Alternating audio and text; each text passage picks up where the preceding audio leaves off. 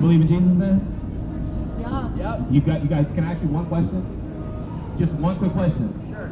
Okay. Yeah, because I was about to say, man, Jesus said, whoever denies me before man, he'll deny you before the Father, right? Yeah, what's up? All right. Do you believe that that's Jesus Christ? Divine Mercy Jesus? Yeah, for sure. Maybe that. I doubt that's maybe exactly what he looked like. All right. Do you think they have a physical description of Jesus Christ according to the Bible?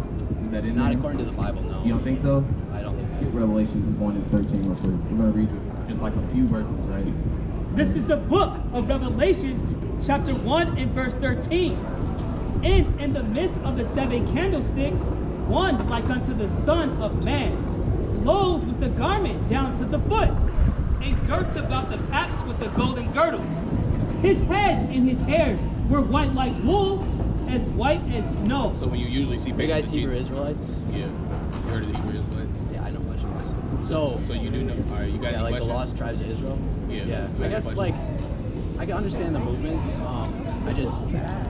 I think there's just a lack of evidence with the lost tribes of Israel leading to kind of what you guys' beliefs are. But I understand your beliefs and I respect them. I don't Do know. you have any Yeah. like conflicting like it's sort of like the theology behind it?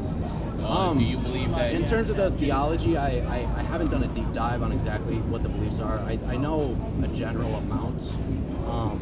But I don't know. I mean, I think what we know from the early church fathers, the oldest testimony, the apostles, the people who were taught by the apostles, I would just find it very hard that the Hebrew Israelite position would be the truth, especially because it's a relatively newer movement. So I don't know.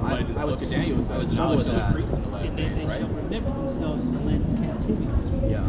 I mean, the problem with that though is that, especially with the Book of Daniel, something very prophetic. Look at somebody like the Jehovah's Witnesses.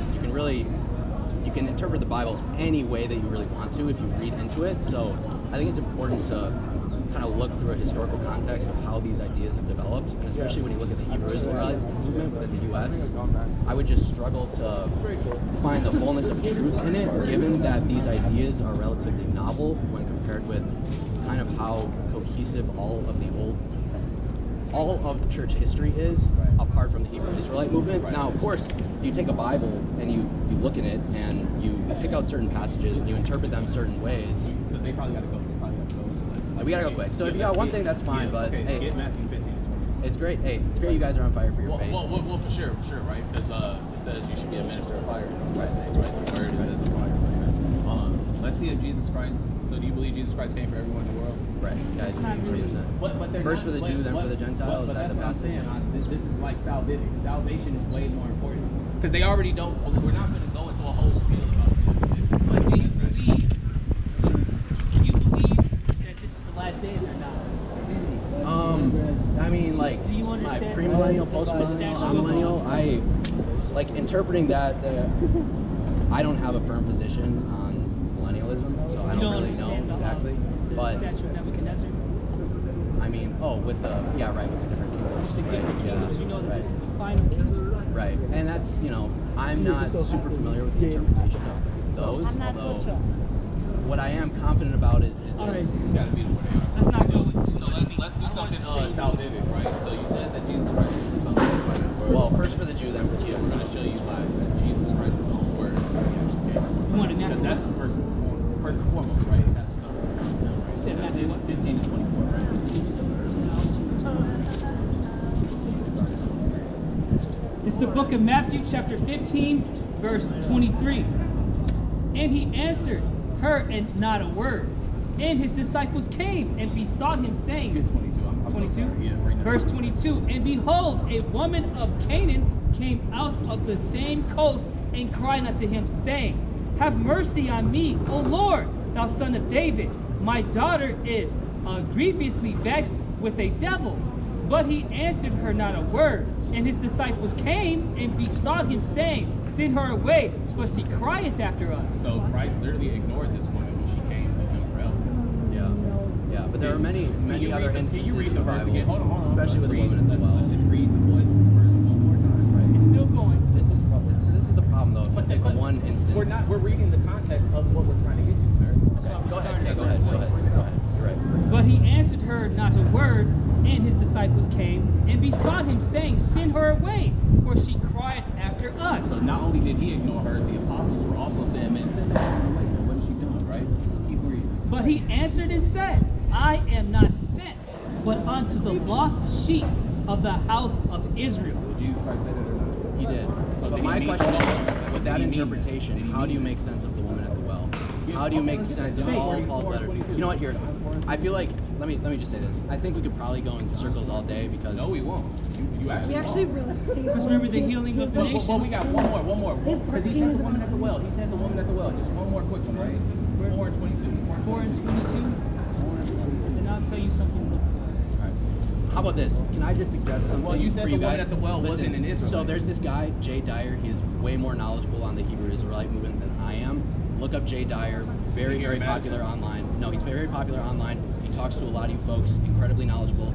Look up Jay Dyer. You will be interested. Okay? Seriously. So he knows your position far better than I do. I have a very general knowledge. So look that up. It was great talking to you guys. You know, God The bless. woman at the well was Israelite. So you saying that didn't mean it? Have a good day. Yeah, take care, guys. You guys have a bad day, right? You don't believe in Jesus Christ, man. Right? Esau runs away when you start getting into the nitty gritty of the Bible, man. They don't know anything. And let's get that actually on John 4, where it says, thou art father Jacob, right? Because the woman at the well was actually an Israelite. Bring that up real quick. John chapter 4, verse what? Yeah, John 4. 12, you said?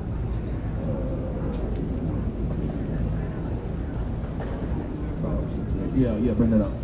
This see who Jesus Christ was talking to at the woman in the well. This is the Gospel of St. John, chapter 4, verse 12. That's right. Art thou greater than our father Jacob? That's right. Which gave us the well, and drank thereof himself, and his children, and his cattle.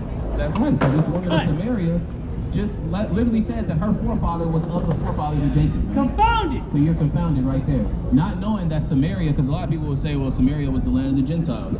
But it says Ephraim is the head of Samaria, man. Right? So you're confounded on all four fronts through the quote-unquote New Testament and the Old Testament of what Samaria actually was concerning the historicity of the Bible.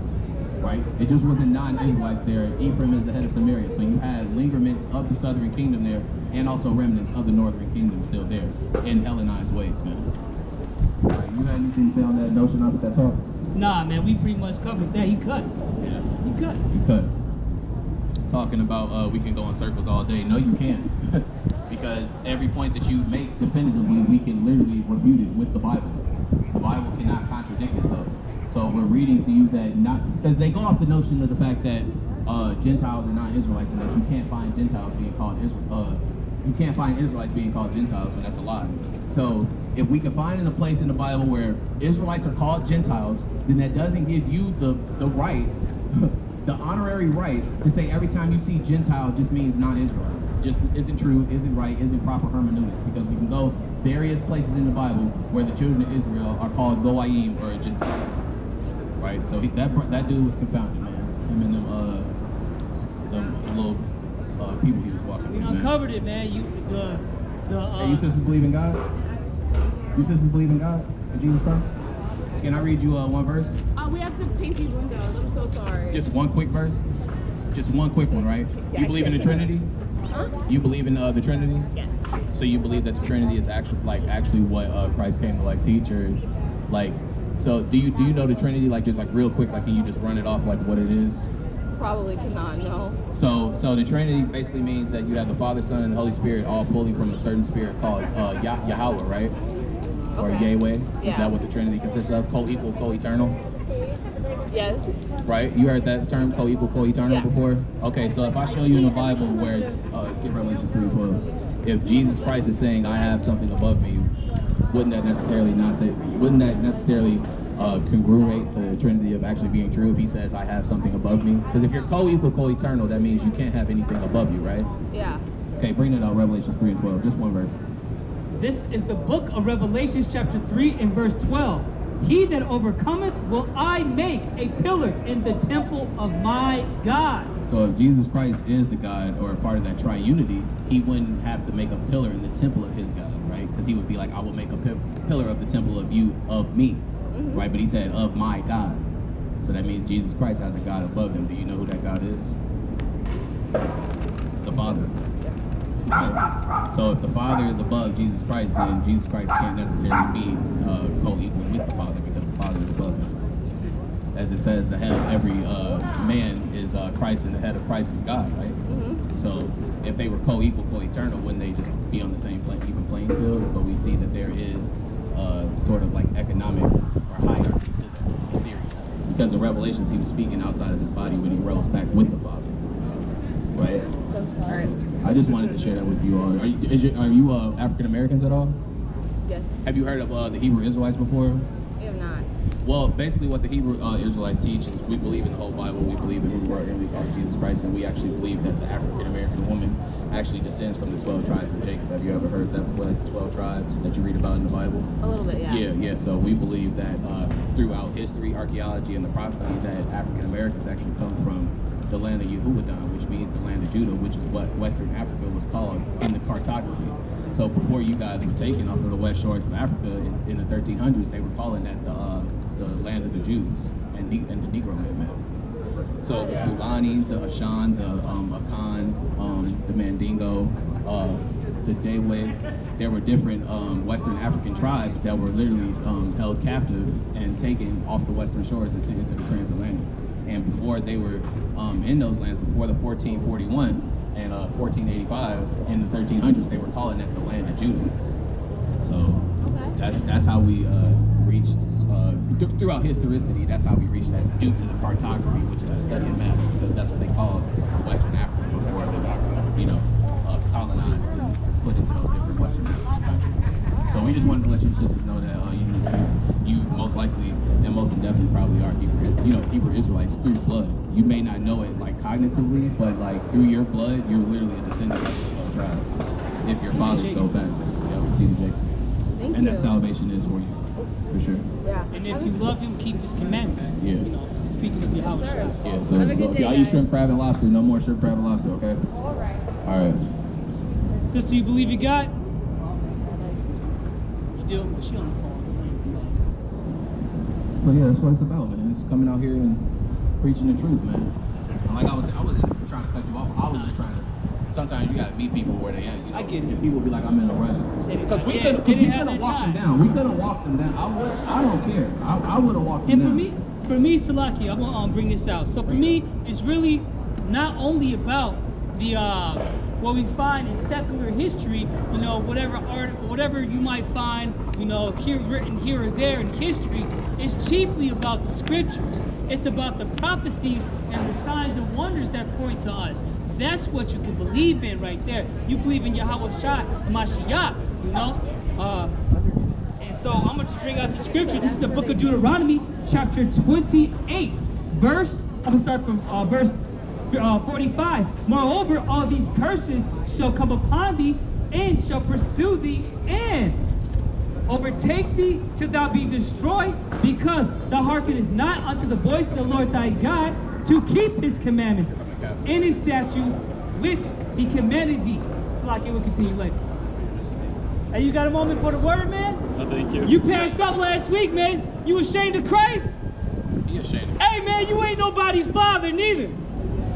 I'd be damned if I call that man my father. That's right.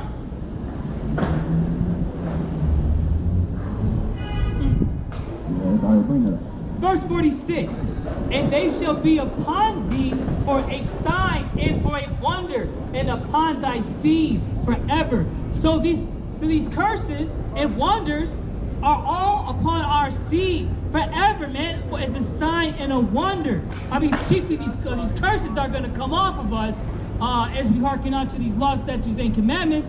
But these signs and wonders are upon us as a nation and people, and that marks us as who we are today. Hey, brother, you got time for God, for the Lord? You can read you a quick Bible verse, brother? Come on, man, you a believer? I know it, man. Yeah, I know he believes in Jesus and Christos. I know You do. believe in Christ, man? Hey, man, this is your covenant. This is not the white man's covenant, man. That's right. So-called. You know he got that. Hey, falsely so-called. Because, hey, man, let's just get straight to it.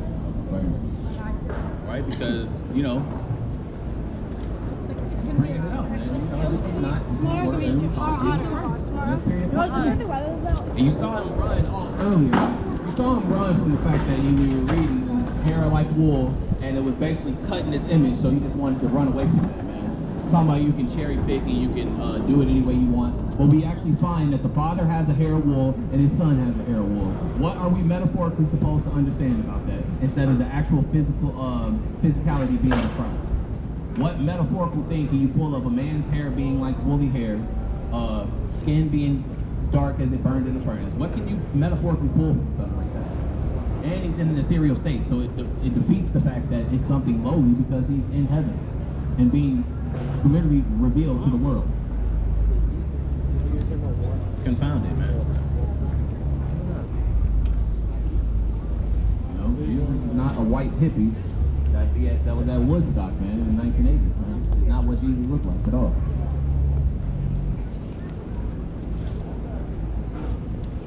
You know, and hopefully them sisters learned something, man. I know they were on their way, but, you know, sometimes you just gotta cut really quick and to the point, man, because some people got a place to go, but, you know. So this is the book of Revelations, chapter 7 and verse 14. And I said unto him, Sir, thou knowest. And he said unto me, These are they which came out of great tribulation, and have washed their robes, and made them white in the blood of the Lamb. And we know right now, man, that the so-called white man doesn't go through the tribulations that the children of Israel go through. And when it says, have washed their robes and made them white in the blood of the Lamb, and man, that's their doctrine, and whom they are in this day, man. Because your raiment, the robes that it's like what you're known for. When I look at her, man, I don't see a modest woman. Hey, y'all believe in God? Y'all believe in God? And she out here, she's showing everything, man. That's not modesty. Is it? Is that modesty? No.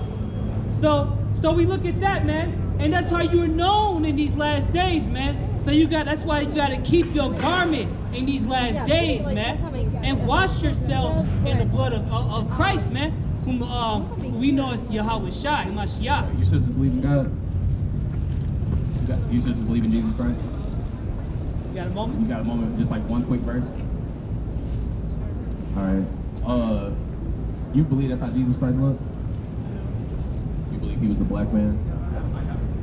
Yeah, black percent. Right. Do you believe, have you ever heard of